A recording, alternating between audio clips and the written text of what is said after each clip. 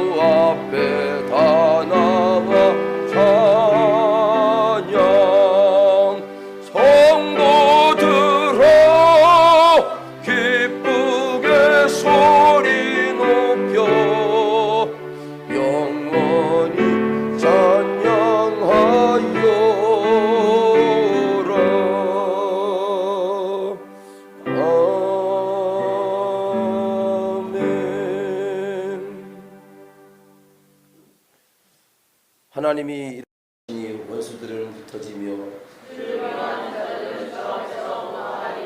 연기가 불려가듯이 그들을 몰아내소서.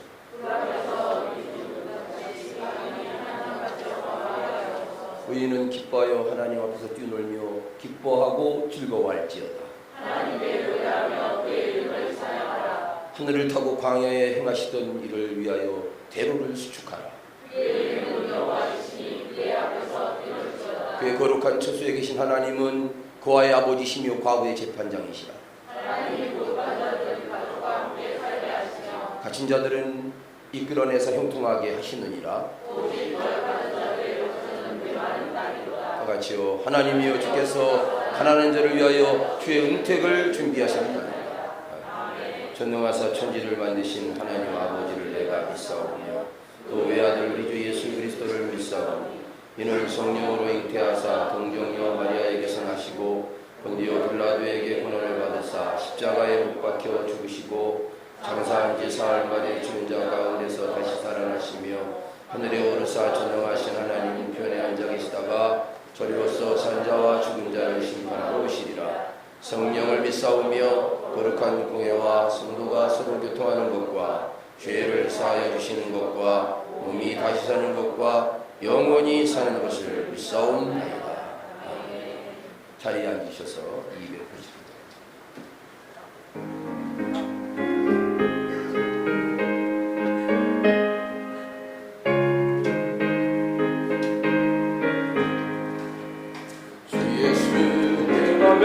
들어와 계신 후 변하여 제 사랑들 박수 치면서 찬양합니다. 내가 바라던 장빛을 찾은 주 예수 내 맘에 오신 주 예수 내 맘에 오신 주 예수 내 맘에 오신 불밀 듯 내 맘에 기쁨이 넘치는 주 예수 내 맘에 오신 주 예수 내 맘에 들어와 계신 후 망령된 음식을 끊고 머리털보다도 더 많던 내 죄가 눈보다 더 휘어졌네.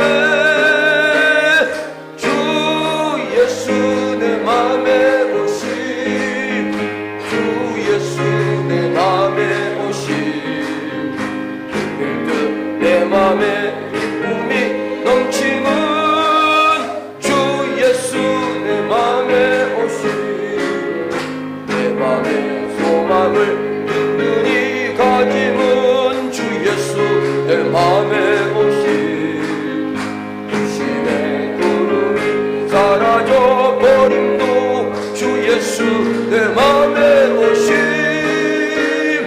주 예수 내 맘에 오신 아멘. 주 예수 내 맘에 오신 물밀듯 내 맘에 기쁨이 넘치는 주 예수 내 맘에 오신 사막에 음침한 골짜기 가다가 밝은 빛 오련이 비쳐 저 멀리 하늘은 환하게 보임도 주 예수 내 맘에 오신 주 예수 내 맘에 오신 주 예수 내 맘에 오신 물밀듯 내 맘에 기쁨이 넘치는 주 예수 내 맘에 오신 내가 저 천성을 올라가 설기는 주 예수 내 맘에 오신 천성에 올라가 주님을 뵈리니 그 기쁨 이길 데 없네. 주 예수 내 맘에 오시면 주 예수 내 맘에 오시 오늘 이 시간에 여기에 내 맘에 기쁨이 넘치는 주 예수 내 맘에 오시 할렐루야. 이러므로 나의 평생에 주를 송축하며 주의 영으로 말미암아 나의 손을 들리이다. 전지를 창조하셨으며 지금 역사하신 하나님 기억하고 빚져난 저희들을 사랑하셔서 슬플 때나 괴로울 때 어둠이 눈을 헤맬 때마다 다가와 주시는 인자하신 아버지 하나님, 이 시간도 주님 찾아 머리 숙인 자녀를 자비와 긍휼로 감싸셔서 모든 사악한 것들로부터 보호하여 주실 것을 믿습니다. 이제 우리가 예드릴 때에 하나님과 거룩한 교제를 나누는데 방해가 되는 어떤 슬픔이나 걱정, 세상의 참견들을 물리쳐 주시고 신령한 마음으로 은혜의 보좌에 나아갈 수 있게 하여 주옵소서. 세상의 헛된 욕망과 영혼의 고통 중에서 사소한 이익만 위해 수고하고 다투다가 심령의 분수를 미처 깨닫지 못했던 어리석은 우리들에게 말씀과 기도 성령님을 통해 경쟁하시는 하나님의 음성을 듣게 하시고 주님의 뜻과 언약을 깨달아 하늘 끝까지 그 은총에 감사하며 찬양케 하옵소서. 능력의 하나님 주님의 말씀으로 겹길을 갈 때마다 우리들을 바로잡고 어둠으로 끌려갈 때 빛이 되게 하시며 그 어떤 환난과 고통 중에도 거룩하신 하나님의 거역하자는 것을 기뻐할 수 있도록 도와주시옵소서. 오늘 또 우리의 어두움이 밝은 환상으로 이어지며 우리의 희망이 충만한 기쁨으로 이어지며 모든 선한 동기가 사랑으로 이어지며 삶은 모든 영으로 이어지는 그곳에 우리를 이끄시옵소서. 우리 교회를 위해 기도드립니다. 우리 교회 크게 부흥시켜 주옵소서. 성령께서 함께 하시고 충만케 하셔서 믿는 자가 주마다 드러나 성전이 가득 차는 하나님의 구원의 역사를 보게 하여 주옵소서. 유초등부, 중고등부, 대학부 청년들에게 한없는 은혜 내려 주옵소서. 저 요셉이 꿈을 꿨던 것 같이 우리 교회 청년들도 전도와 선교의 꿈을 교육가와 사상가, 문학가, 정치가, 과학자, 경제의 꿈을 꾸게 하여 주옵소서. 하나님께서 요셉이 있는 곳에 함께 하시고 형통교회 하심으로 요셉이 위대한 정치가가 될 수 있었음을 성경을 통해서 배웠습니다. 강단에 서 계시는 목사님께 축복하시고 성령께서 함께 하셔서 가까이 있는 저희들과 이웃과 국가와 해외까지도 영향력이 미칠 수 있도록 축복해 주옵소서. 주님, 교회 재정 위에 한없는 은총과 축복 내려 주옵소서. 예수님 이름으로 기도드립니다. 아멘.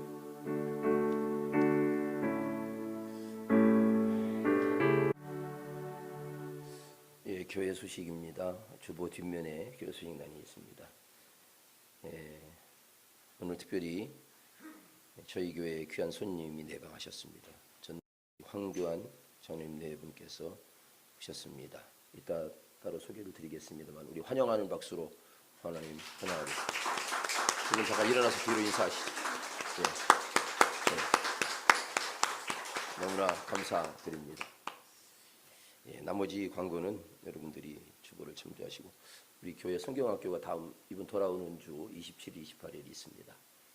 성경학교 아이들은 이제 얼마 안 되지만 성경학교도 한 영혼을 위해서도 하기로 했기 때문에 여러분들의 많은 기도와 협력을 바랍니다.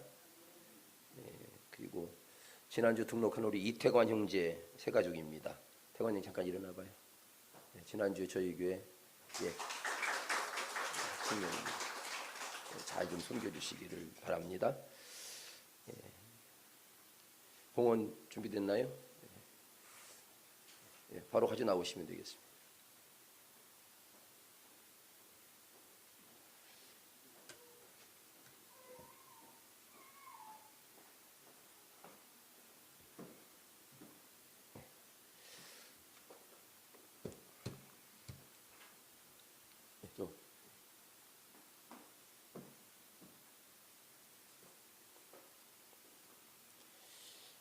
오늘 귀한 하나님이 우리나라를 위해서 쓰실 황교안 장로님 네 분 보내주셔서 감사하고 함께 영광 드릴 수 있어서 감사합니다. 최광선 목사님 드렸습니다. 이만기 선교사님 드렸습니다. 박인식 집사님 네 분 하나님 아버지 감사 거룩한 주일 감사와 찬양 경배로 거룩한 산제사 드리기 소망 모성은 집사님 감사드렸고요. 김기성 박영욱 장로님 네 분 주님께서 주인이 되셔서 항상 주님께로 향하는 찬송과 기도 소리가 그치지 않으며 사랑과 평화가 가득한 주의 가정들 되게 축복하옵소서. 정수연 이름으로 감사, 김혜영 감사, 김용수 박덕인 장로님 네 분 감사, 김정규 전재선 권사님 네 분 감사, 정유정 집사님 하나님 함께하여 주신 은혜에 감사, 나병우진 훈이 권사님 네 분 은혜에 감사, 박미호 전사님 감사 구제한 것까지 드렸습니다. 11조 드린 손길들이 있습니다. 기도하겠습니다. 하나님 아버지 주 앞에 드리진 예물입니다. 하나님께서 받으시고 축복하시옵소서. 물질 드린 것 아니고 믿음 드렸사오니 하나님께서 그 믿음대로 행하게 하시고 복을 받게 하시고 물질이 쓰인 곳에 하나님의 영광 오병이어의 기적 나타나게 하시고 영혼 살리고 생명 살리는 일에 쓰여지는 재물이 되게 하시고 더 많은 곳에 선교사를 파송하고 더 많은 곳에 주의 복음 전하는 우리 내일교회가 되게 하옵소서. 오늘 저에게 처음 오신 분들이 있습니다. 하나님 저들의 영혼을 축복하시고 그냥 지나가는 말이 아니라 반드시 예수 믿고 마지막 하나님의 심판이 있다는 것을 깨닫고 우리가 이 땅에 태어난 것은 자연히 태어난 것이 아니고 하나님이 보내셔서 왔고 하나님이 데려가심으로 세상을 떠난다는 사실을 알고 꼭 예수 믿고 교회 다니게 하시고 하나님을 아바 아버지로 부를 수 있는 영혼들이 되도록 오늘 예배를 통해서 역사해 주옵소서. 예수님의 이름으로 기도 올리옵나이다.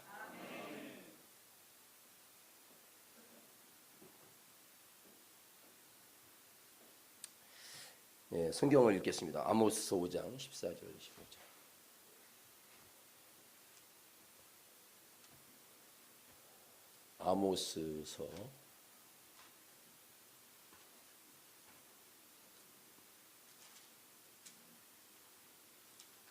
아모스서 5장 14절 15절 두 절이니까요. 함께 한번 같은 소리로 같이 읽겠습니다. 성경 찾으셨으면 아멘.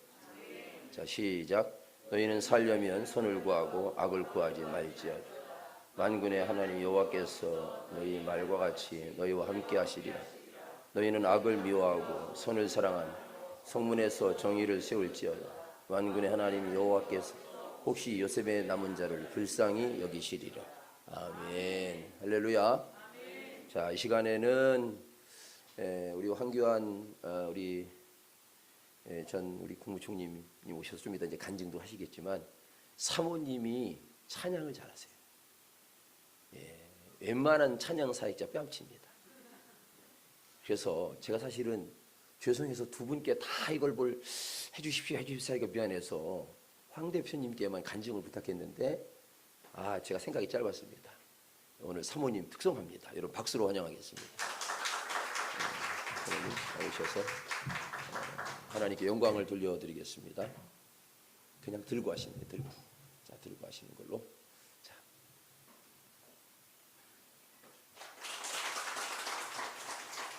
시편 1편 찬양드리겠습니다. 여기 있는 사람.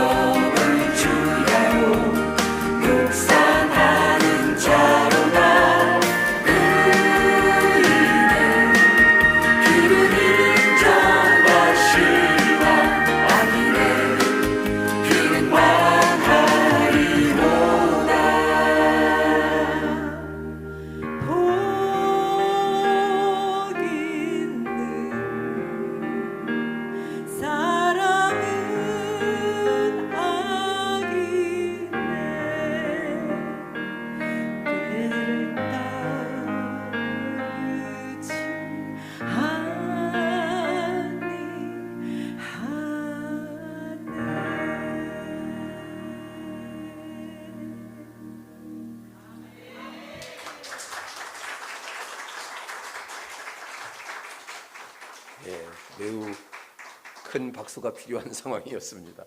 매우 큰 박수가. 너무 감사를 드리고요.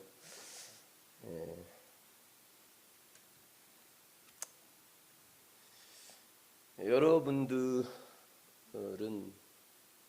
실감이 안 나겠지만 저는 오늘 이 황교안 대표님 저희 교회 이렇게 오시게 된 여러 가지 경륜과 은혜는 하나님께서 베푸셨다, 좀 그렇게 믿고 싶습니다. 참 민초 목사로 또한 자유대한민국을 지키려고 아스팔트에서 수많은 비판을 받아가며 끝까지 싸워왔는데 오늘 황 대표님이 저희 교회를 이렇게 방문해 주시면서 큰 위로와 어떤 축복이 저희에게 임하는 것처럼 그렇게 느껴져서 너무나 감사를 드리고요. 하나님의 위로가 있기를 바랍니다.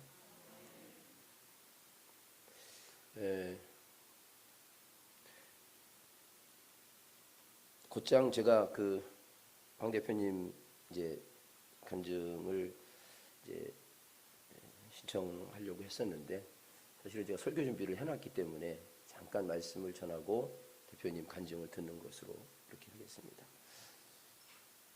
다 같이 제목을 한번 크게 읽겠습니다. 시작. 우리가 살려면, 우리가 살려면. 이 아모스 선지자가 말하는 오늘 14절에 너희가 살려면 하는 그 말씀은 배부르고 밥 잘 먹고 잘 사는 그런 살려면이 아닙니다.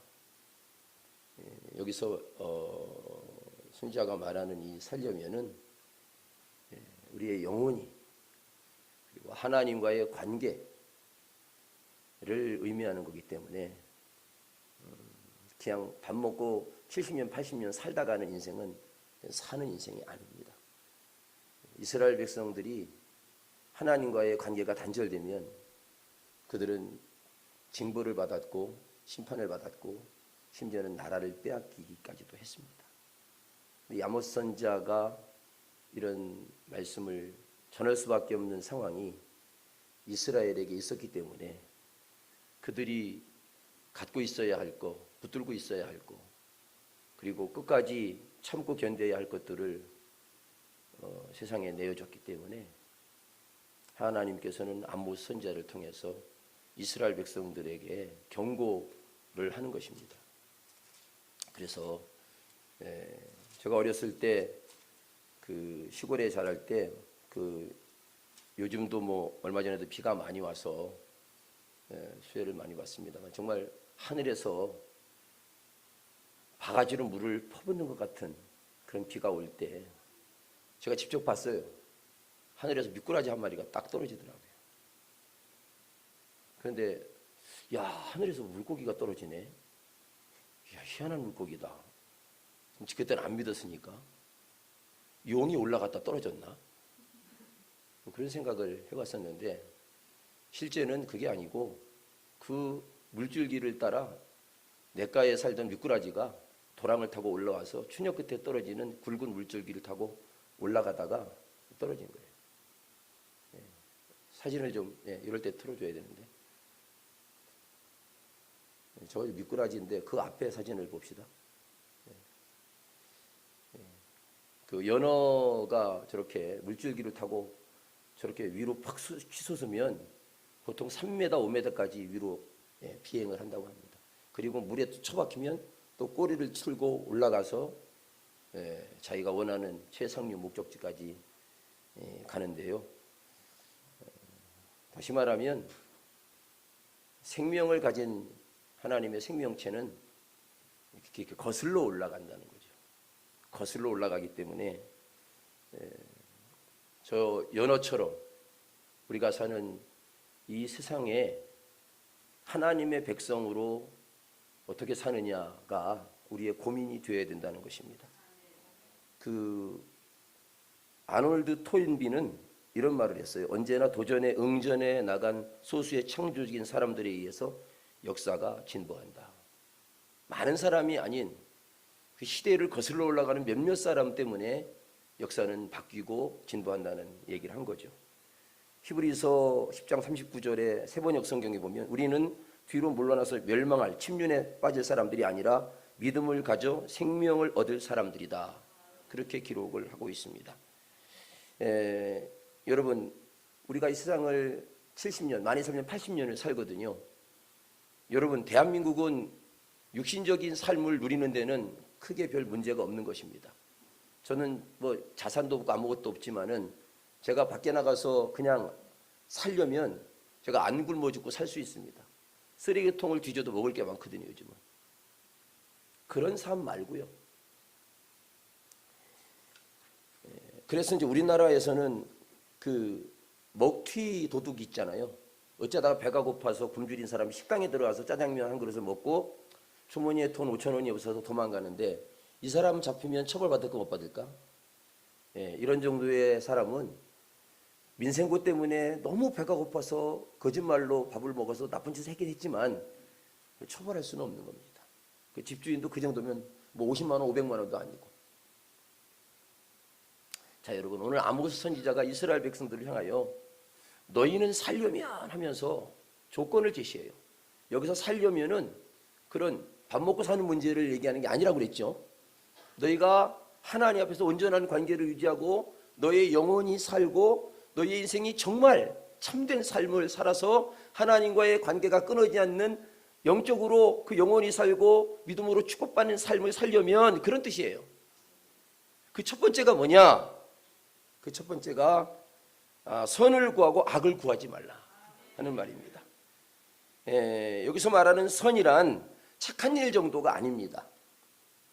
그 신약 성경에 가면 나사렛에서 무슨 선한 것이 날 수 있겠느냐 그래요. 이 선한이라는 말은 히브리어로 토브라는 말인데 가장 좋은 것, 최상의 것, 가장 기뻐할 것이라는 의미를 가진 단어로서 장차 메시아로 오실 예수 그리스도를 말하는 것입니다. 다시 말하면 하나님을 구하라는 뜻입니다. 하나님을 구하고 악한 세상은 구하면 안 된다는 얘기를 아모스 선지자가 하는 거예요. 그래서 사실은 오늘 5장 14절 이전에 6절에 보면 너희는 여호와를 찾으라 그리하면 살리라 그랬어요. 우리 내일교회 성도 여러분, 우리 또 오늘 내일교회 처음 와서 예배를 드리는 우리 부방대 요원들, 그리고 제가 아까도 몇 분 만나 뵀는데 하나님 믿습니까? 이랬더니 하나님 안 믿는데요. 그래서 제가 뭐라 했냐면 황교안 대표님 존경하시죠? 이랬더니 존경 안 돼요. 아주 막 열렬 팬이라는 거예요. 그래서 제가 그랬습니다. 그러면 그 열렬 팬인 그분이 믿는 하나님을 믿어야 되는 거 아닙니까? 그렇게 말씀을 드려요. 나 같으면 바꿉니다. 왜냐하면 내가 존경하는 그분이 다른 분도 아니고 하나님을 믿어요.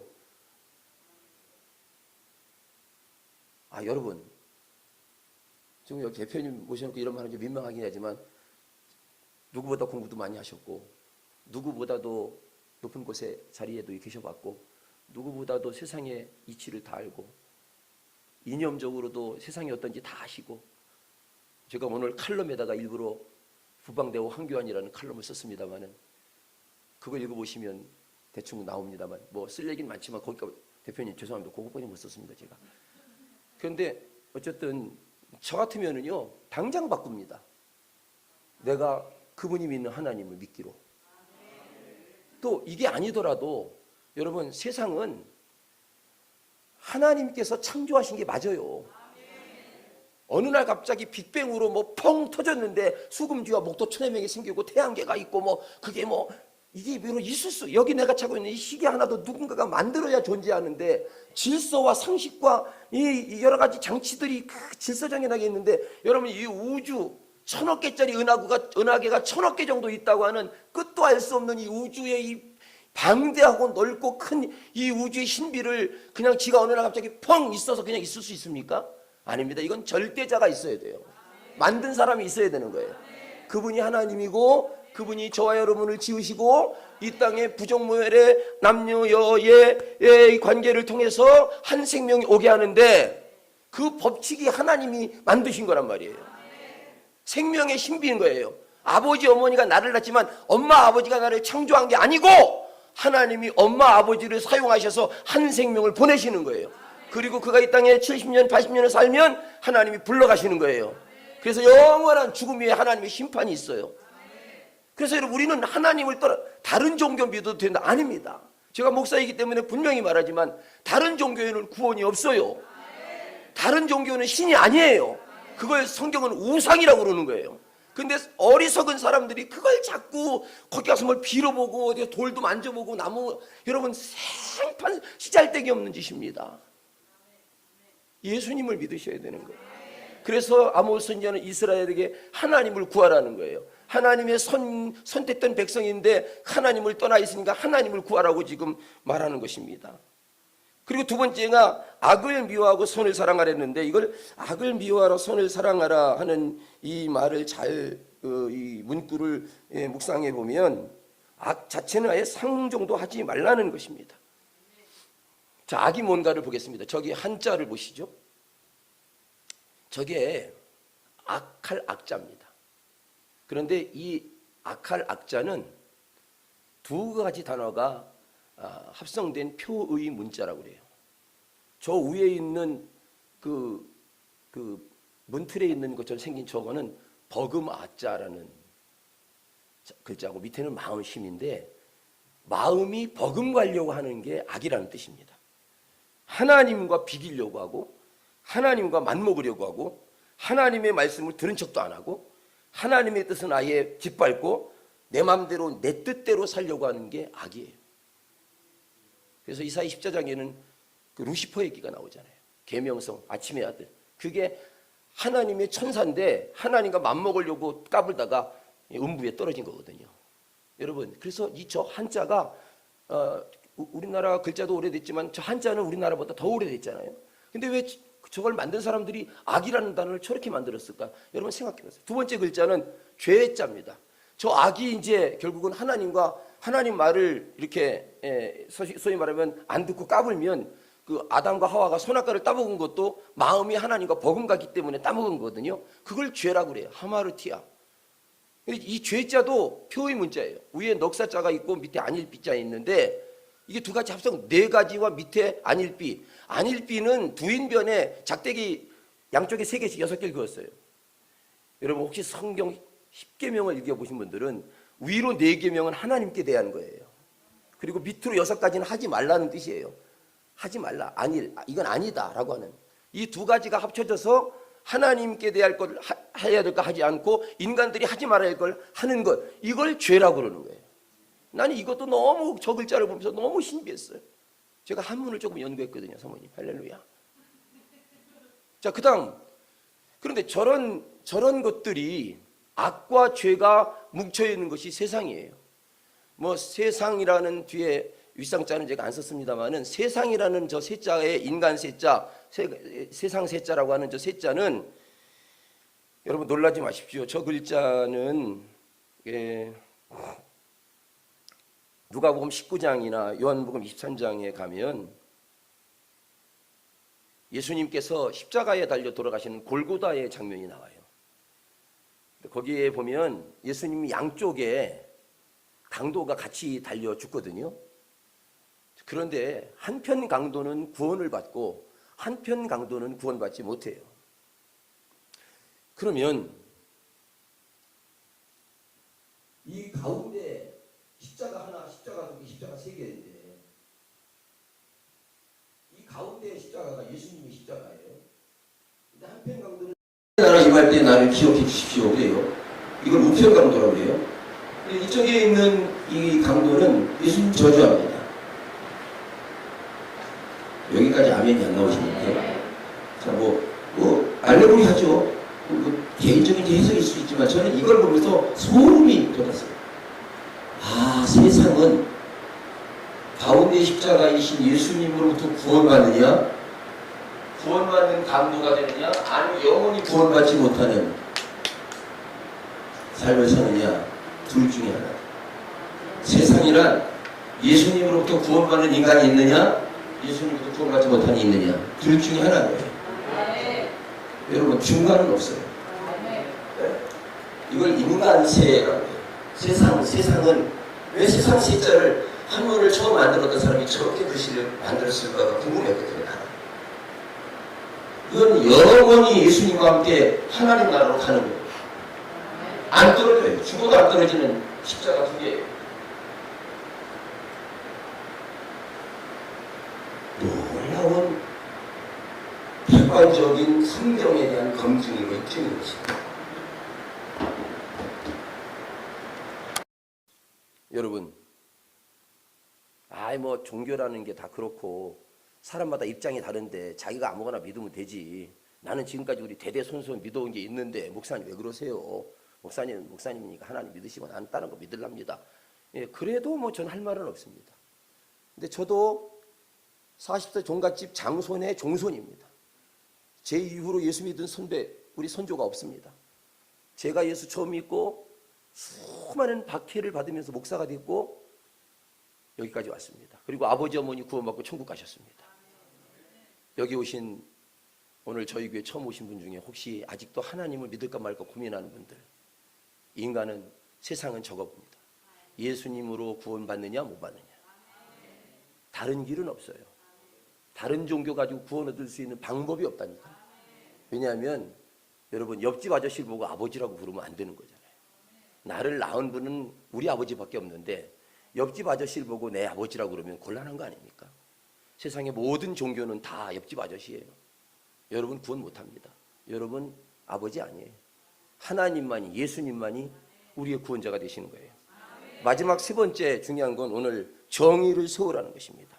하나님의 트레이드 마크와 같은 매우 중요한 영적인 가치이자 변하지 않는 트렌드. 정의, 째다카라는 말은 주관적으로 정직, 객관적으로 공의, 도덕적으로 덕을 상징하는 의롭게 행함을 뜻하는 말이라고 합니다. 하나님은 정의의 하나님이심을 잊지 마십시오. 정의와 공의의 하나님을 우리를 기억하고 살아야 됩니다. 그리고 정의롭고 공의로워야 하나님의 뜻에 합당한 것입니다. 역대하 14장 2절에 아사가 그 하나님 보시기에 선과 정의를 행하며, 아사는 이스라엘의 개혁자였습니다. 히스기야 역대하 31장 20절에도 온 유다에 이같이 행하되 그 하나님 여호와 보시기에 선과 정의를 진실함으로 행하였으니 그랬고, 시편 33편 5절에 저는 공의와 정의와 공의를 사랑하시며 세상에 여호와의 인자하심이 충만하도다. 이사야 61장 8절에 대저나 여호와는 공의를 사랑하며 불의의 강탈을 미워하여 성실히 그들에게 갚아주고 그들과 영원한 언약을 세울 것이다 라고 했습니다. 사랑하는 여러분, 말씀을 좀 맺습니다. 이 땅에 하나님의 정의가 세워져야 하는 게 옳습니까? 그럽니까? 옳죠? 하나님이 정의의 하나님이세요. 하나님의 양면을 아셔야 되는데, 하나는 하나님의 사랑이에요. 십자가의 아들을 내어주시고 죽기까지 우리를 위해서 피 흘려 죽게 하신 그 하나님, 이건 사랑입니다. 동전의 한 면이에요. 그런데 다른 면은 또 다른 면인데 그것이 공의예요. 공의, 정의. 다시 말하면 죄에 대해서 심판의 그날까지 회개하지 않으면 가차없이, 애누리가 없이 100% 심판하시고, 엿장수는 애누리가 있지만 하나님은 애누리가 없어. 이때는 마지막 심판이 임하면 여러분, 믿는 사람만 구원받고, 아버지가 믿었어도 아들이 안 믿으면 아들은 구원받지 못합니다. 딸이 믿었는데 아버지가 안 믿는다고 그 아버지 천국에 못 갑니다. 하나님의 공의는 법대로 심판하는 거예요. 이 두 가지가 하나님인데, 어제 제가 대표님 편파식에 갔더니 어떤 분이 하나님은 사랑과 공의가 있는데, 그분이 그러더라고요. 내 생각에는 하나님의 이 성품은 공의는 60%, 사랑은 한 40%로 생각한다는 거예요. 여러분들은 어떻게 생각하십니까? 그래서 목사인 제가 뭐라고 가르쳤는지 아십니까? 제가 이렇게 말했습니다. 맞는 것 같지만 그 얘기는 틀리는 얘기고요. 하나님은 100%의 사랑과 100%의 공의를 가지신 분입니다. 만약에 사랑이 40%라면 이상하잖아요. 하나님의 사랑은 완벽하셔서 인간을 위해서 자신을 죽이기까지 하신 아가페의 조건 없는 완벽하고 퍼펙트한 사랑을 가지신 분이 하나님이에요. 지금은 그 사랑이 공존할 때, 사랑이 우리에게 넘나들 때고, 사랑을 뿜을 때고, 사랑을 받아들일 때입니다. 아직은. 그런데 하나님의 공의가 발동하기 시작하면 그때는 이 사랑은 접어드시고 공의만 나타내십니다. 다시 말해 애누리가 없어요. 그게 마지막 심판의 때입니다. 자, 여러분 어찌 하시겠습니까? 하나님의 공의가 발동하기 전에 사랑으로 여러분을 품으시는 주 예수를 믿으라. 그리하면 너와 내 집이 구원을 얻으리라. 할렐루야. 영접하는 자고 그 이름을 믿는 자들에게는 하나님의 자녀가 되는 권세를 주었다. 내가 곧 길이요 진리요 생명이니 나로 말미암지 않는 아버지께로 올 자가 없다는 거잖아요. 아멘. 할렐루야. 하나님이 세상을 이처럼 사랑하사 독생자를 주셨으니 이는 저를 믿는 자마다 멸망하지 않고 영생을 얻게 하려 하심이니라. 하나님의 의지가 담겨있는 말씀입니다. 꼭 여러분 예수 믿으시고 황교안 대표님 존경하면서 울산에 사시는 분들은 오늘부로 여러분 다른 교회 가지 말고 내일 교회로 오셔서 할렐루야. 다음 주일부터 여기서 예배를 함께 드릴 수 있기를 주님의 이름으로 축복합니다.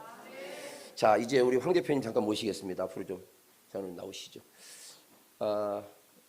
원래는 제가 이렇게 방문하시지 않았으면 이제 공식적으로 한번 주일날 와서 간증과 집회를 할 수 있도록 초청을 하고 싶었습니다. 그런데 어제 이렇게 이제 울산의 부방대 행판식 때문에 오셨다가 참 감사하게도 저희 교회 오셔서 예배를 드리시겠다는 전가를 주셔서 너무나 감격스럽게 우리 장로님 이렇게 맞이했습니다.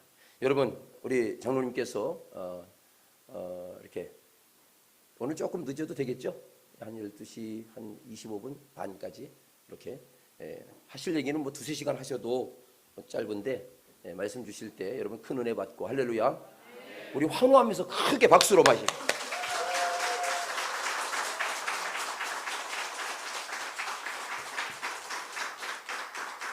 감사합니다.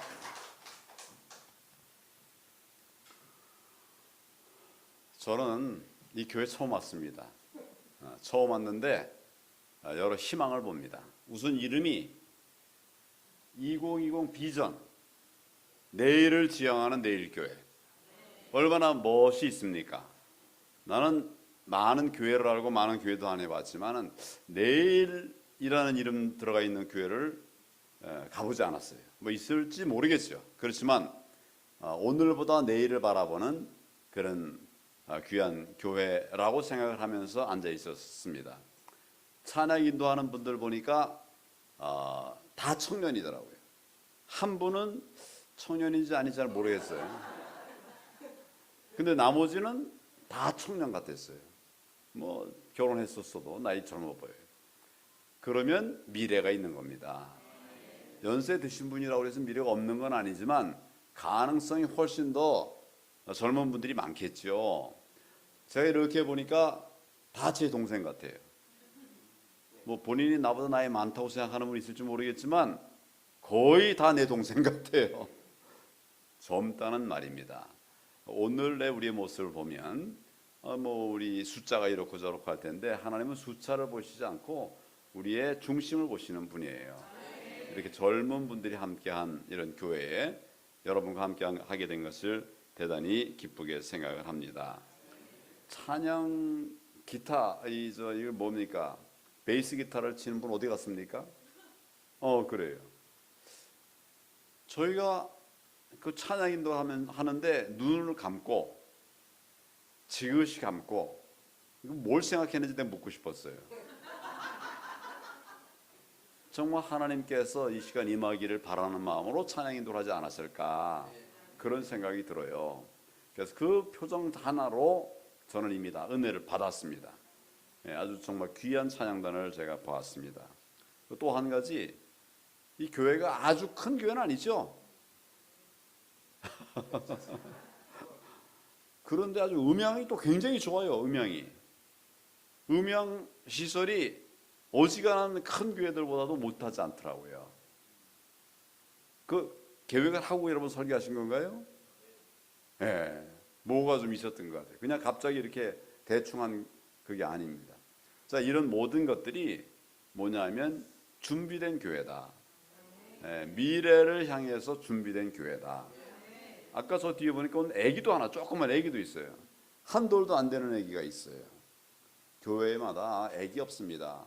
젊은 사람 없으니까 결혼 못하고 결혼 안 하고 그러니까 애기 없지요.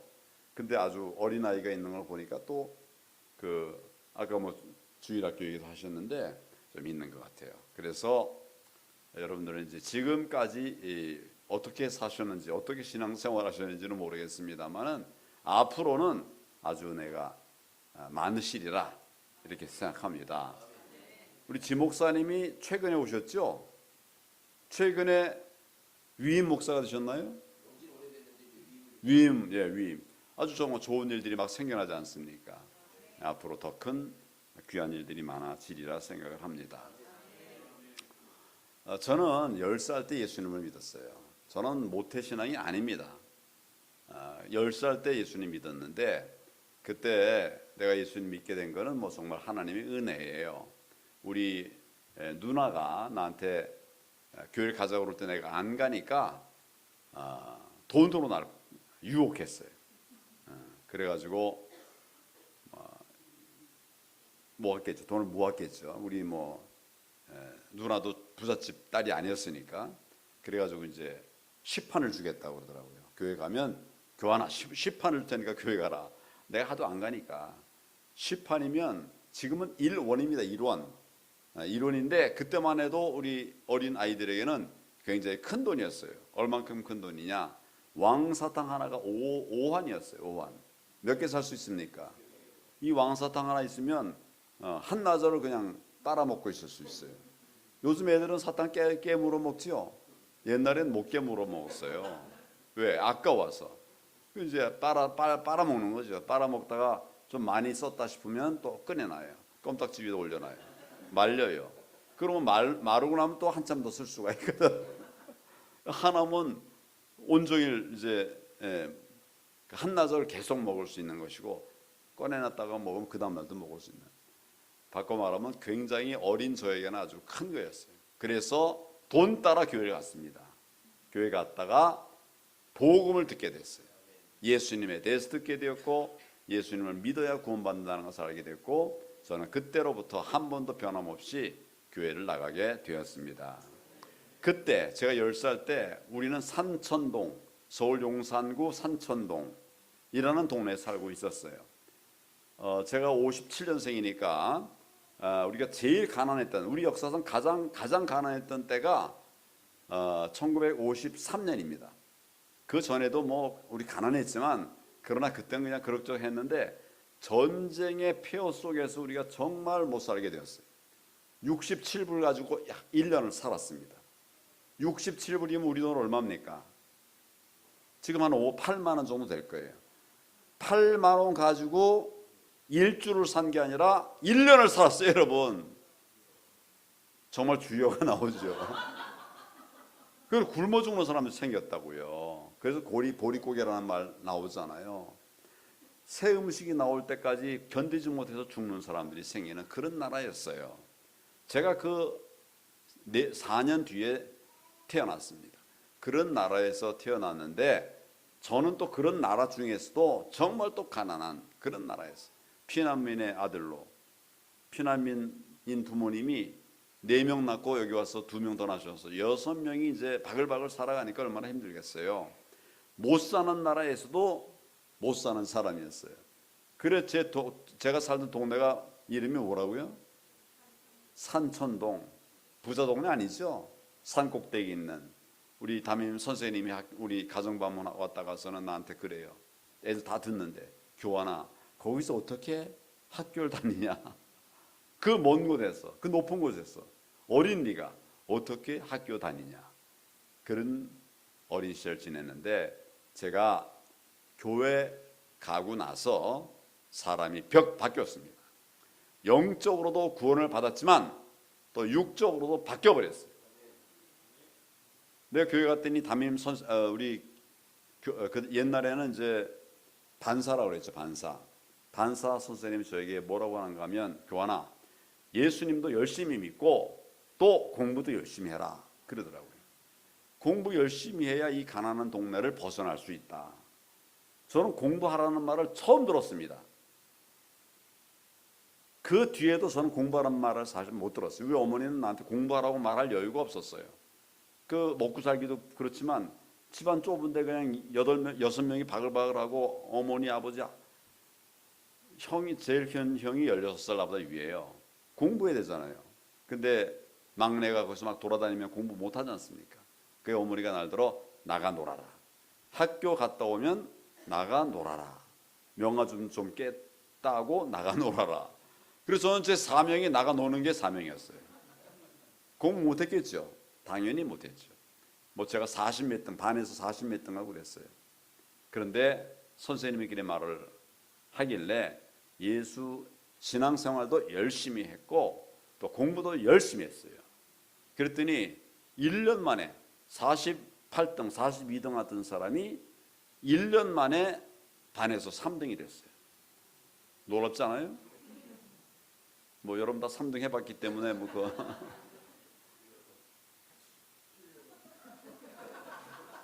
그 4학년 될 때는 3등, 5학년 되니까 몇 등이 됐을까요?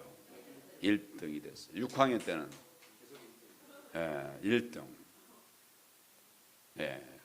그래가지고 나중에 사법고시도 합격이 됐어요. 예수님 믿고 나서 내가 바뀌었습니다. 아마 내가 교회 다니지 않았었으면 계속 그렇게 학교 갔다 와서는 놀고 내 사명은 노는 거야. 딱지치기, 자치기, 구슬치기 얼마나 놀 게 많습니까? 그렇게 놀았었거든요. 근데 예수님 믿고 나서 변화가 되었습니다. 예수 믿고 나니까 세상이 달라 보여지고 공부하라고 공부하니까 성적이 푹푹 올라가고 그래 바뀌게 되었습니다. 예수님의 은혜예요. 제가 이제 그 이후에 정말 신앙생활 변치 않고 살아가기 위해서 노력을 많이 했습니다. 그래서 나중에 뭐 결과적으로 보면 좋은 일들이 많이 있었는데 뭐 예를 들면 저는 제가 다니던 교회는 우리 어머니 연세 많으신 어머니가 나를 43세 낳으셨으니까 뭐 연세가 굉장히 많으셨겠죠. 그때는 뭐 그런 분도 간혹 있었는데 먹고 살기 힘든데 저를 임신하고서 우리 어머니가 나중에 들어보니까 이걸 띄워보려고 저 계단에서 구르시려고 그랬대요. 그러면 막 이렇게 되는 모양이죠. 근데 어떻게 생명을 그렇게 할 수 있냐. 그래서 낳은 게 바로 접니다. 그래서 이제 어렵지만 그래 최선을 다해서 믿음 안에서 생활을 했는데 이제 대학교 가면서 대학교 가기 전에 사실은 이제 내가 대학을 가야 되나 그때 아버지가 또 돌아가셨거든요. 대학 들어가야 될 때. 그러니까 아버지도 저렇게 됐고 어머니는 무학이에요. 공부를 하신 바가 없어요. 뭐 내가 이제는 어떻게 보면 형들은 시집 장가 가고 그러니까 내가 이거 벌어먹고 살려야 되는데 어떻게 대학을 가나. 그래서 어머니한테 돈부터 먼저 벌고 대학 가면 가야 되겠다고 이렇게 얘기했어요. 태어나서 처음 어머니한테 혼났습니다. 전 한 번도 혼나지 않았어요. 그런데 그때 혼났어요. 화를 막 내시면서 내가 머리카락을 팔아서라도 학비를 댈 테니까 대학에 가라. 어머니 그렇게 말씀하시니까 내가 대학에 갔어요. 가서 내가 이제 검사가 되고 그래서 우리 내 뜻을 좀 이렇게 세상에 펼쳐갈 수 있게 하나님 믿는 사람으로서 하나님의 뜻이 이 땅에 편만할 수 있도록 하자 이런 마음을 가지고 이제 고시를 준비하게 됐는데 제가 고시 공부를 오래 할 수가 없어요. 여러분 옛날 고시 얘기 좀 들으셨죠? 뭐 상당히 시간이 많이 걸리죠. 금방 안 됩니다. 어떤 사람들은 20년, 내 친구는 20년 공부해가지고 20년 만에 합격한 사람도 있어요. 힘든 거예요. 근데 나는 그렇게 할 수가 없었거든요. 왜냐하면 가난하니까 학비를 댈 수가 없어요. 계속 댈 수가 없어요. 그래서 하나님에게 기도를 했습니다. 하나님, 나는 이제 고시를 패스해서 사회의 역할을 하도록 그렇게 하겠습니다. 근데 오래 공부를 못합니다. 그러니까 빨리 합격되게 해주십시오. 빨리 합격되게 해주시면 내가 신학을 공부해서 흔들림 없는 믿음의 젊은이로서 살아가겠습니다. 이렇게 소원을 했어요. 그 실제 이제 공부를 하다 보니까 나는 사실은 중학교 1학년 때 어린이 학교 교사가 됐습니다. 몇 살 때 됐다고요? 중학교 1학년 때 초등학교 6학년들을 가르쳤어요. 그 6학년 학생 중에 여학생 하나는 키가 뭐 여자인데도 170이고 막 그래요. 그런 사람들을 내가 내 제자로 가르쳤어요. 왜냐하면 우리 교회에 젊은 사람이 없으니까. 내가 중학교 1학년 때 키가 지금 키예요. 그러니까 너 키 크고 너 저기 성형 암송도 잘하지? 그러니까 네가 하라는 거예요. 그래가지고 이제 초등학교 1학년, 중학교 1학년 때부터 반사 생활을 했는데, 그런데 젊은 사람 없으니까 그냥 엄청나게 그 시간을 많이 교회에서 보낸 거예요. 학교 갔다 오면 그냥 교회에서 살았어요. 뭐 그래서 뭐 교사할 때 그냥 말만 갖고 안 되지 않습니까? 요즘은 뭐 이렇게 전자 뭐 이것도 많이 있지만 옛날에는 없으니까 저 궤도라고 있어요. 궤도. 그래서 큰 저 화선지 뭐 이거 큰 거기다가 찬송가 가사를 쓰는 거죠. 그래서 그 가사 보면서 애들하고 같이 이제 찬양을 하는 거예요. 옛날에 찬송가가 없었거든요. 찬송은 있었지만 돈이 없으니까 그걸 못 구하니까 저렇게 이제 해서 했어요. 그거 만드는 거 시간 들겠죠.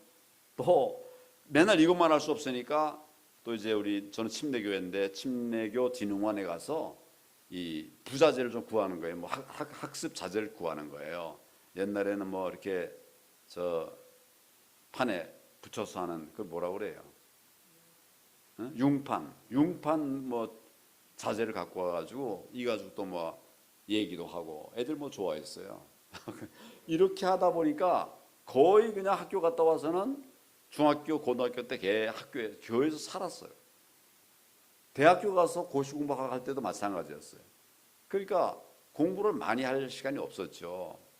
뭐 그런데 내가 고시해야 되겠다는 목표는 이제 세웠으니까 이제 대학 2학년에 가서부터는 이제 방학 때만 이제 시골에 가서 거기에 한 달 반 동안 전념했어요. 공부에 거의 뭐 잠 안 자고 공부를 했어요. 그러니까 공부 양이 나 열심히 했지만 다른 고시 준비생보다는 부족했죠. 아무래도 안 그러겠습니까? 그냥 계속 하루 종일 공부하는 친구하고 방학 때만 공부하는 사람하고 그게 어떻게 되겠습니까? 그러나 하여튼 열심히 했더니 제가 대학 졸업하면서 시험에 합격해버렸어요. 놀라운 일이죠. 놀라운 일. 정말 하나님의 기적이에요. 그런데 문제가 생겼어요. 옛날에는 고시만 패스하면 바로 판사든 검사든 내가 원하는 대로 갈 수가 있었습니다. 왜냐하면 판사 검사는 옛날에 150명이 필요한데 고시는 이게 실력이 있어야 뽑는 거예요. 숫자를 계산한 게 아니라. 그러니까 실력이 부족하면 안 뽑아요. 그래서 적을 때는 7명 뽑기도 하고 나중에 하여튼 좀 더 많이 뽑아보자. 이래서 이제 쭉 가서 마지막에 최대 많이 뽑을 때가 120명 1년에 뽑을 때예요. 그러니까 고시만 되면 판사 검사 150명 안에다 들어가는 거니까 그래서 뭐 당연히 고시 된다는 건 즉 판검사 되는 것이었어요. 저는 그래서 이제 고시 되게 해주시면 제가 신학하고 연수 과정 2년 연수를 해야 되거든요. 연수 과정을 병행하겠습니다. 이렇게 기도했던 거거든요. 근데 시험이 되긴 됐는데 내가 될 때는 처음으로 300명을 뽑았어요. 그 무슨 문제가 생깁니까? 150명을 초과해 버린 거죠. 그러니까 그 수재들하고 경쟁해서 내가 반 안에 들어야만 임관이 되는 거예요. 그래서 이거 어떡하냐 하나님께 기도했어요. 하나님, 상황이 바뀌었습니다. 내가 고시 빨리 합격시켜 주시면 신학을 해서 믿음이 변함이 없는 흔들림이 없는 그런 젊은이로 살아가겠다고 말씀을 드렸는데 지금 하나님께서 시험을 빨리 붙여주신 것은 감사한데 문제가 생겼습니다. 많이 뽑아가지고 인관이 안 되게 생겼습니다. 그래서 하나님께 기도를 했어요. 뭐라고 했는가? 신학을 나중에 하면 안 되겠습니까? 그렇게 기도했어요. 기도했는데 하나님이 아무 답이 없어요. 된다 안 된다 아무 답이 없어요. 먹통이에요 하나님이. 참 어떻게 보면 신기한 일이죠. 뭐 그래서 계속 며칠을 기도했는데 답이 하나님께서 감동을 주신 게 아니라 내 안에서 왔어요. 야, 누가 널더러 서운하라고 그랬냐? 네가 스스로 한 거 아니냐? 조건이 뭐냐? 빨리 합격시켜 주시면 내가 신학교를 가서 신학하고 법조인의 생활을 같이 병행을 해서 믿음이 흔들림 없는 그런 젊은이로 살아가게. 네가 그렇게 약속한 거 아니냐. 내 안의 울림이에요. 하나님은 그래서 네 아직 공부가 좀 더 부족한데 빨리 합격시켜 주지 않느냐. 네가 가난하다고 학비 없다고 빨리 합격해달라고 하지 않았냐. 하나님은 다 이뤘는데 지금 와서 네가 왜 딴소리야. 내 안에 그런 울림이 찔림이 확 왔어요. 그래서 그런 찔림이 오는 순간 내가 신학교를 가겠다고 그랬어요. 그래서 낮에는 연수원 과정, 이거 설렁설렁한 거 아닙니다. 천재들이 눈이 그냥 번쩍번쩍 해가지고 공부를 하는 거예요. 근데 오후에 이제 5시쯤 끝나고 나면 또 신학교 가서, 신학교는 그때는 이제 사법연수원은 서소문에 있었고 제가 다닌 신학교는 서울에 그 퇴계로에 있었어요.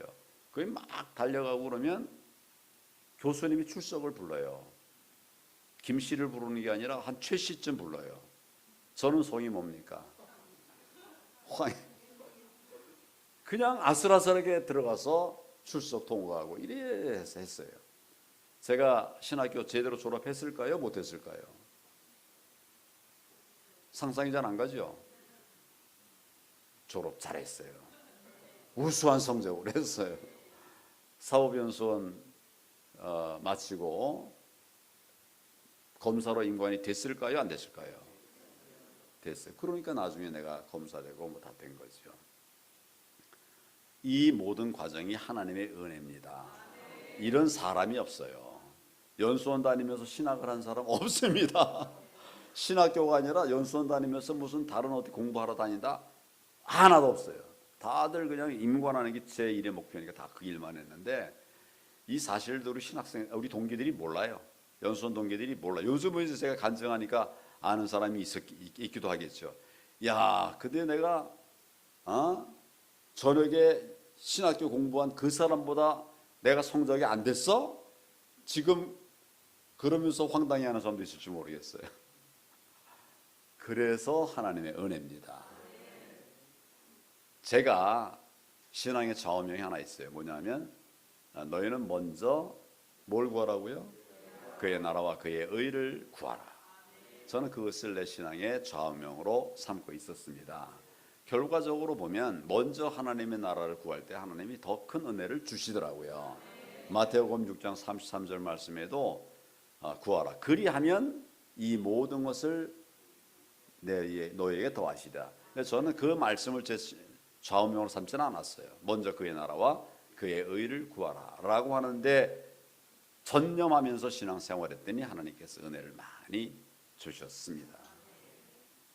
제 삶은 우리나라가 그때 세계에서 가장 가난한 나라였어요.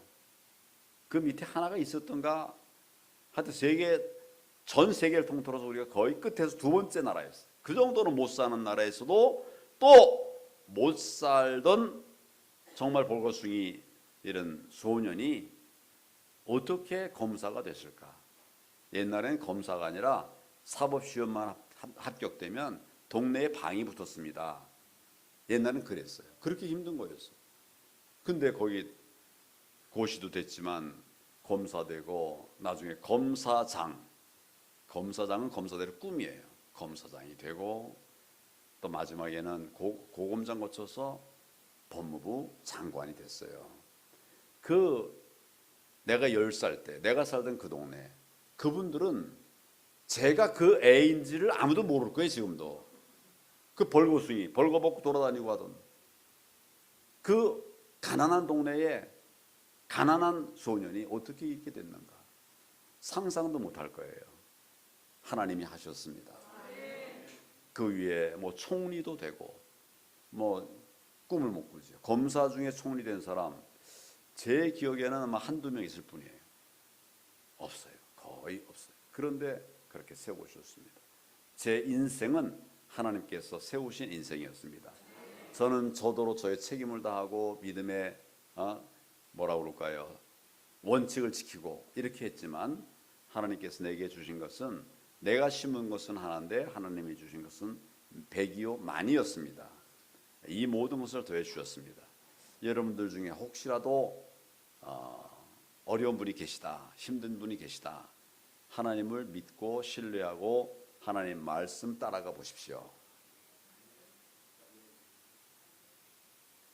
하나님께서 역사하실 것입니다. 제가 이제 다 마치고 나서 대통령 권한대행까지 하고 나니까 되게 우리나라가 어떻게 돌아가야지 잘 될까 그런 걸 알겠죠. 저는 갑자기 총리가 된 것도 아니고 장관도 그렇고 그 앞에 검사장으로 해서 이제 여러 역할들을 한 뒤에 이제 했고 대총리도 했지만 권한대행하면서 5개월 동안 국정 전반을 살펴보면서 그 위기 상황을 극복해 왔던 경험이 있는 사람이에요. 그런데 제가 이 지난 정권이 탄생하고 나서 쭉 보니까 얼마 가지 않아서 걱정되는 게 막 생겨났어요. 그래서 메모하기 시작했습니다. 1년 반 정말 나라가 가서는 안 될 길을 가고 있어요. 그래서 제가 하나님께 기도했더니 하나님께서 정치를 하라는 감동을 주셨어요. 그래서 제가 정치를 시작한 것입니다. 제 목표는 하나님의 나라, 하나님이 보호하시는 나라. 어느 나라입니까? 대한민국이죠. 대한민국은 기도로 시작한 나라입니다. 다 아시죠? 예. 그런 나라 세계에 없어요. 미국하고 한국이 그런 나라입니다. 유럽에 많은 나라들이 있었지만 하나님의 나라, 믿는 나라가 있었지만 지금 다 쓰러져 가버리고 미국하고 한국밖에 없어요. 그런데 그 한국이 지금 흔들리고 있다고 생각했습니다. 그냥 흔들리는 게 아니라 사회주의 국가로 가고 있다고 생각을 했어요. 맞을 겁니다, 제 판단이. 그래서 그걸 막기 위해서 제가 정치를 시작한 것입니다. 사회주의 국가가 되면 제일 먼저 핍박받을 사람이 누굴까요? 교회예요. 목사님이에요. 장로님, 권사님, 집사님들 제일 먼저 핍박받을 것이에요.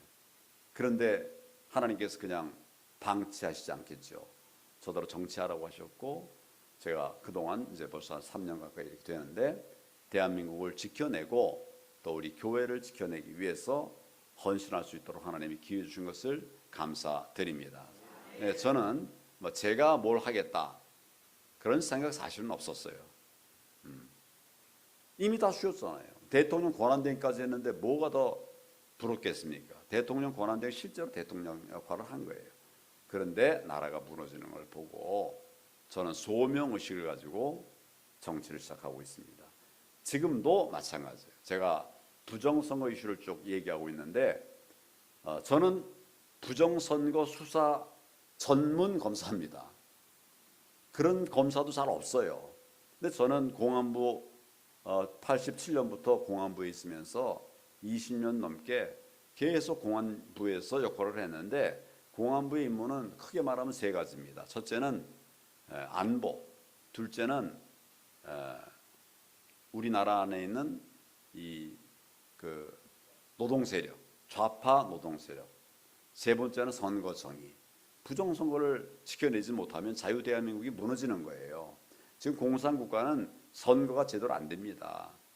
여러분 아시다시피 중국에서 투표할 때는 투표하면서 내가 누굴 찍었는지 다 보여주면서 찍어놔요. 투표함에. 왜 그럴까요? 내가 공산당을 찍었다. 그래야 살지. 그거 확인 안 되면 충성심이 안 보인다 그러면 박해를 받는 거예요. 그래서 나중에 한번 찾아보십시오. 중국에서 투표할 때는 딱 내가 누구 찍었는지 딱 보이면서 이렇게 해요. 민주주의 국가가 아닙니다. 하나님께서는 우리가 자유 대한민국이 될 수 있도록 세워주셨고 또 그 안에서 번영하게 하셨는데 지금 지난 문재인 정부는 제가 볼 때는 70% 가까이 이게 왼쪽으로 가버린 거예요. 이걸 막아내야 된다고 하나님께서 저에게 소명을 주셨습니다. 그래서 제가 정치를 시작하고 나가는 건데 근데 작년 6.28 저 인천 연수구에서 재검표가 있었는데 첫 번째 재검표 보니까 가짜 투표지들이 그냥 현장에 막 나온 거예요. 재검표가 뭐냐면 우리가 투표하고 나면 개표를 하죠. 개표하고 나서 개표 결과에 이의가 있다라고 하면 그거 이제 봉해놓고 그다음에 이제 절차에 따라서 이걸 재검표해서 과연 문제가 있냐 없냐 이걸 판단하는 게 이제 검증이고 그 첫걸음이 재검표였거든요. 그래서 그 재검표 때 보니까 여러분들은 못 보셨겠지만 저는 이제 가서 쭉 보니까 유권자가 투표했다라고 볼 수 없는 투표지들이 막 쏟아져 나온 거예요. 여러분 이 말의 의미가 무슨 말인지 아시겠습니까? 투표한 거 개표했다가 이유가 있어서 봉해놨는데 그럼 거기서 나오는 투표용지가 유권자가 지역 유권자가 투표한 그 투표용지가 돼야 되겠죠. 근데 도저히 유권자가 투표했다라고 볼 수 없는 투표용지들이 막 쏟아져 나온 거예요. 여러분 혹시 위에는 흰색, 밑에는 파란색, 위에는 지역구, 밑에는 비례대표 그 후보가 같이 표기되어 있는 그런 투표용지 보셨습니까? 만약 여러분이 그런 거 받았으면 거기다 투표했겠습니까? 재검표해 보니까 그게 나온 거예요. 그게 뭐냐면 배춧잎 투표지라는 거예요. 위는 하얗고 밑에는 퍼런 배춧잎처럼 생겼다 해서 그렇게 얘기한 거예요. 투표한 유권자가 투표한 게 아니에요. 더 심한 거는 투표관리관 도장, 인천 송도 2투표소에서 얘기인데 1900명이 투표했답니다. 그런데 나중에 재검표할 때 보니까 투표관리관 도장이 뻘겋게 문드러져 있는, 이게 도저히 유효한 투표지라고 볼 수 없는 이런 투표용지가 1000여 장 넘게 나왔어요. 투표관리관 도장은 굉장히 중요합니다. 왜냐하면 그냥 투표용지는 인쇄소에 가면 다 만들 수 있잖아요. 근데 이것을 우리가 쓸 수 있는 투표용지가 되게 하려면 투표관리관이 자기 도장을 찍어야 되는 거예요. 근데 그 도장이 그냥 문드러져서 누구 건지 알 수 없게, 그러면 누가 위조래도 위조했는지 안 했는지를 알 수 없지 않습니까? 그런 것들이 1900장 중에 1000장 넘게 나왔어요. 그래서 지난번에 이제 우리 재판하면서 그 증인으로 불렀습니다. 투표관리관을 그 해당 송도 이 투표소의 투표관리관을 증인으로 불렀어요. 증인으로 세웠어요. 물었습니다. 이런 투표용지 봤습니까? 못 봤다는 거예요. 이런 투표용지 나눠준 거 아닙니까? 이거 투표관리관이 다 나눠줘야 되는 거거든요. 1900개 다 나눠줘야 돼요. 나는 그런 투표용지 나눠준 바가 없습니다. 여러분, 이건 뭐예요? 부정선거가 있었다는 얘기예요. 예. 그래 놓고 나중에 이제 재검표하니까 부랴부랴 만들어서 놓다가 이런저런 엉터리 투표용지 막 나오게 된 것입니다. 이거를 선거사범 평생 해온 사람이 봤는데 어떻게 뭐 좋은 게 좋지 이럴 수가 있겠습니까? 그래서 제가 부정선거 이슈를 외치기 시작했고, 그 부정선거는 부정선거로 끝나는 게 아니라 자유민주주의의 근간을 무너뜨리는 것이기 때문에 이걸 지켜야 된다고 그래서 내가 내 손해를 감수해가면서 지금 부정선거 얘기를 하는 것입니다. 하나님께서는 우리나라가 사회주의로 가도록 그냥 그렇게 방치하시지 않습니다. 선거가 지 멋대로 하게 되면 지 멋대로 만들 수가 있어요. 180석 이거 말도 안 되는 거 아닙니까? 우리 국민이 유권 투표한 투표 비율을 보면 이렇게 될 수가 없는 거예요. 그런데 투표 비율은 약간 이겼는데 의석수는 180대 100 몇인가 106인가 7인가 말도 안 되게 된 거예요. 조작해 놓고 나서 지금 그걸로 자유민주주의를 무너뜨리고 있는 겁니다. 협치 안 하잖아요. 혼자서 그냥 자기 마음대로 막 법 만들고 무슨 뭡니까 검수안박법 만들고 부정선거법 바꿔놓고 막 이래 하고 있는 거란 말이죠. 그래서 저는 이 부분에 관해서 지금 계속 민주주의의 이름으로, 밖으로는 민주주의의 이름으로, 내 안에서는 그리스도의 이름으로 불의와 싸우고 있는 것입니다.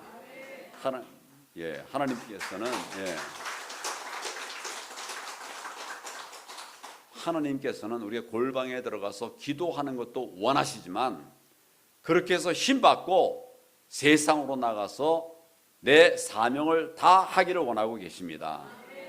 예수님은 우리에게 너희는 세상의 빛이요 세상의 소금이라고 하셨잖아요. 교회가 어디에 빛이 되어야 됩니까? 교회에 빛이 되면 되겠습니까? 교회는 예수님 그 자체가 빛이에요. 우리가 빛되라고 하는 것은 세상입니다. 예수님 말씀이 그렇잖아요. 세상의 소금이라고 그랬잖아요. 여기서 빚 비추면 뭐합니까? 우리는 교회에서는 신앙으로 훈련받고 세상에 나가서 세상을 바꿔야 됩니다. 어두운 세상에는 빛을 비춰야 됩니다.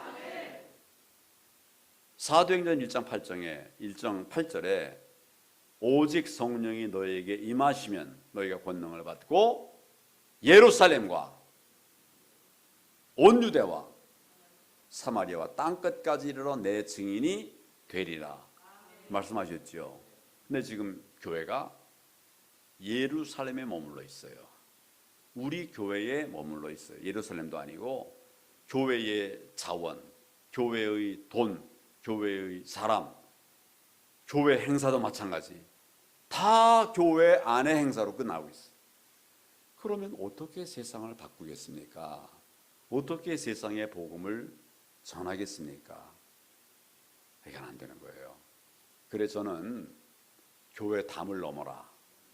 교회 안에서 훈련받고 훈련된 너 교회 담을 넘어라라고 계속 이야기하고 있습니다. 제가 우리 지목사님을 아주 존경합니다. 왜냐하면 교회 담을 넘은 분이에요. 교회 안에서 여러분 뭐 말씀 훈련도 열심히 하실 것이고 기도도 열심히 하실 것인데 거기에만 머물러 있으면 땅끝까지 이를 어떻게 증인이 됩니까? 그래서 제가 교회 담을 넘으라. 교회 담을 넘어서 우리 모든 자원들이 세상을 바꾸는 역할을 다 해야 한다. 이런 얘기를 계속하고 있습니다. 하나님께서는 대한민국 정치인들에게 맡기지 않았어요. 하나님이 보호하시는 그 나라를 정치인에게 맡기지 않았어요. 저는 우리 그리스도인들에게 맡겼다고 생각합니다. 이승만 대통령에게 맡기지 않았습니까? 그가 국회의장으로서 초대 국회의장으로서 기도로 초대 국회를 시작하지 않았습니까? 목사님에게 기도하라고 해가지고 목사님이 기도할 때 119명인가 되는 국회의원들 다 일어나서 기도로 동참하지 않았습니까? 내 이익을 위해서 복음이 아니라 또 우리 나라만을 위해서 복음이 아니라 통일한국 만들기 위해서 그리스도인들의 역할이 필요한 겁니다. 더 넘어서 세계에 우리가 28,000명의 선교사를 파송해 놓고 있지 않습니까? 세상을 복음으로 바꿀 그런 역할이 우리들에게 있는데 우리가 오히려 나가는 게 아니라 자꾸 교회 안으로 들어가고 있어요. 하나님의 사명을 감당하는 삶이 아닙니다. 그런 면에서 우리 지목사님 앞으로 여러분들 지목사님 따라서 세상으로 많이 나가십시오. 타락한 세상의 그리스도인이 되라는 소리가 아니라 믿음 안에서 세상 속에서 정결한 그리스도인의 삶을 살아가고 사명을 감당하는 그리스도인의 삶을 살아서 세상을 바꾸는 내일 교회가 되기를 바랍니다. 여러분들에게 하나님께서 그런 사명을 감당할 때 저에게 주신 은혜를 여러분들에게 동일하게 주시리라 생각합니다. 감사합니다.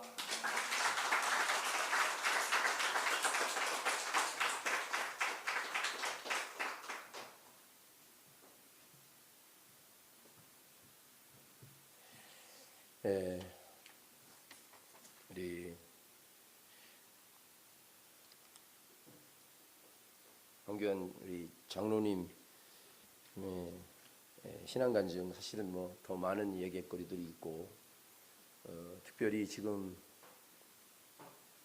제가 그 칼럼에도 짧게 썼지만은 제가 여기 울산에서 서울까지가 거리가 대한민국에서는 제일 이렇게 극과 극입니다.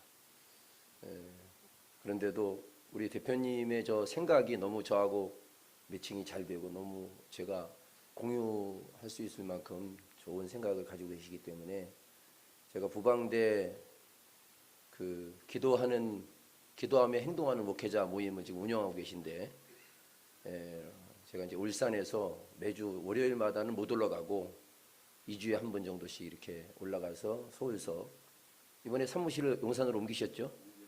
내일 제가 가겠습니다. 그래서 이제 거기를 가면 우리 대표님이 이런 말씀을 꼭 하세요. 그래서 이 70여 년간 자유를 지켜온 이 나라를 사회주의 공산주의 아이들한테 넙죽 그냥 먹잇감으로 줄 수는 없다. 그리고 그들의 최종 목표는 교회 죽이기고 그리고 하나님 죽이기고 지금 차별금지법이 지금 법서에 올라가 있지만은 지금 목숨을 걸고 지켜내야 할 사명과 의무가 우리 교회에 있는 이유는 그게 통과되면 여기서 제가 좀 전에 얘기했던 이런 그런 설교를 못합니다. 다른 종교를 비하하면은 제가 차별금지법 위반으로 붙잡혀가서 벌금도 내야 되고 그러는 세상이 오면 여러분 교회가 견뎌내겠습니까? 저는 객기가 아니라 사명과 그리고 목숨을 걸고 그런 법 아니라 그런 법 할아버지가 통과돼도 예수만이 구원이라고 외치겠지만 그러면 세상법이 나를 강제해서 깜빵에 가두면 이 강단은 누가 지킵니까? 다른 목사님이 온다고요? 그 목사님도 이 똑같은 그런 설교를 못합니다. 그러면 교회는 서구 유럽처럼 문 닫게 되는 거고 성도들이 와도 그냥 세상에 그 자본 다원화된 세상 종교하고 교회가 똑같이 돼버리는 거예요. 여러분 이거는 우리가 목숨을 걸고 막아내야 되는 거예요. 그래서 그런 의미에서 우리 황 대표님이 앞으로 더 큰 일을 하셔야 되고 대통령 권한대행도 대통령이라고 하셨지만 저는 앞으로 정말 차기차차기 황 대표님 같은 분이 나라를 이끄는 대통령이 좀 되셔야 되겠다. 여러분 그렇게 생각하시고 여러분들도 함께 기도해 주시기 바랍니다. 우리 다 같이 일어나셔서 자 찬양하겠습니다.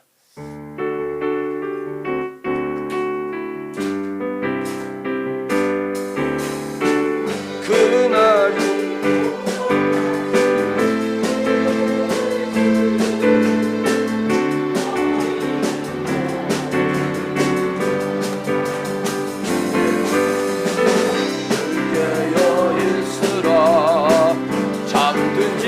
말아라 주님과 동행하라며 할렐루야 항상 기뻐하라 쉬지 말고 기도하라 봉사에 감사하라 이는 예수 안에서 너희에게 향하신 하나님 주시리라. 이제는 길이요 진리요 생명이 되시는 우리 주 예수 그리스도의 은혜와 하나님 아버지의 만극하시고 자비로우신 사랑하심과 성령님의 위로 교통 내주 충만하신 역사가 오늘 말씀을 듣고 너희가 살려면 하나님의 선을 구하고 악을 구하지 말며 정의를 세우라고 하는 아모스 선지자의 말씀을 받아 세상의 빛으로 나아가 이 세상에 복음을 전하고 하나님 나라를 세우고 이 나라가 정의롭고 공의로운 자유 대한민국의 나라가 되기 위하여 마음에 애쓰고 힘쓰며 행동하는 양심을 가지고 하나님이 기뻐하는 삶을 살기를 마음에 작정하는 사랑하는 우리 내일교회 성도들 머리머리 위에와 오늘 귀한 걸음하신 우리 황교안 대표님 미래와 장래위에와 그리고 꿈꾸는 그 모든 하나님의 정의 위에 이제로부터 영원 무궁토록 함께 있을지어다. 아멘.